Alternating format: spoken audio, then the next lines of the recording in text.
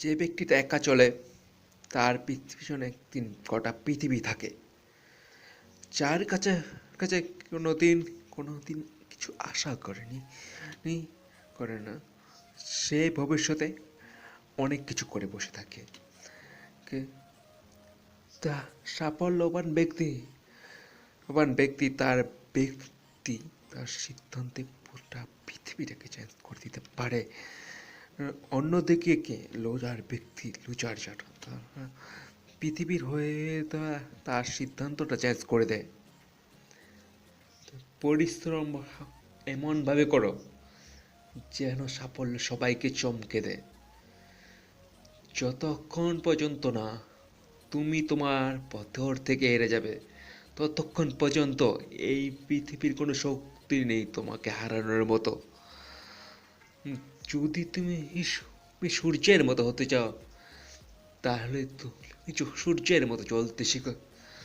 তোমার স্বপ্নকে পাওয়ার জন্য একটু বুদ্ধিমান হওয়া দরকার।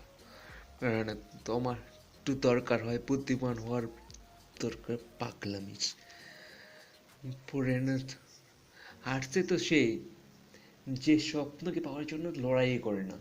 আর একটা কথা সবসময় মনে রেখো, কঠিন পরিশ্রম ছাড়া কোনোদিন উন্নতি লাভ করা সম্ভব নয়। সময়কে একটা কথাই বলো, সব সময় আজকে তুই আমাকে কাঁদতে আসিস কাদা, আমি একদিন ঠিকই তোকে বদলে দেব। ভুল করা কোনো খারাপ বিষয় না, কিন্তু বারবার ভুল করা খুবই খারাপ। জীবনে ভালো করার চেষ্টা করো, ভালো মানুষ হয়ে বাঁচো। ভালো চেহারা তোমাকে কিছু দেবে। সম্মান আর প্রশংসা কখনো কখনো এমনি এমনি আসে, হাসিল করে নিতে হয়।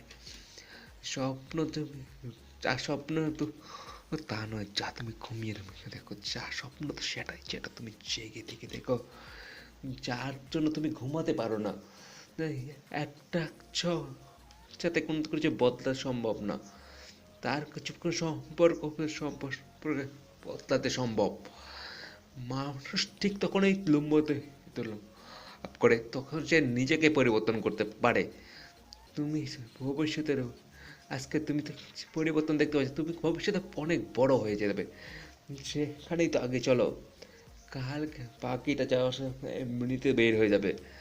তুমি স্বপ্নের পিছনে ছোট জীবন আফসোস করে ছেড়ে দাও, আর এমন কিছু করো যারা তোকে ছেড়ে গেছে, শেষেই তারাই আফসোস করে যে এই ব্যক্তি কোনোদিন ভুল করেনি, সে কোনোদিন সে কিছুদিন ভুল করতেই পারেনি জীবনে।